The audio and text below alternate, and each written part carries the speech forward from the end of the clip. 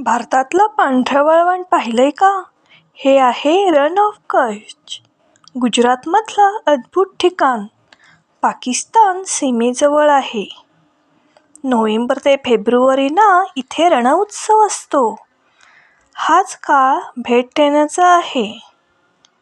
रणउत्सवात संगीत, लोकनृत्य, tent city, camel riding आणि मजा फुल ऑन. शॉपिंग ही फार छान करू शकाल इथे. आवडलं तर लाईक सबस्क्राईब करा. थँक्यू.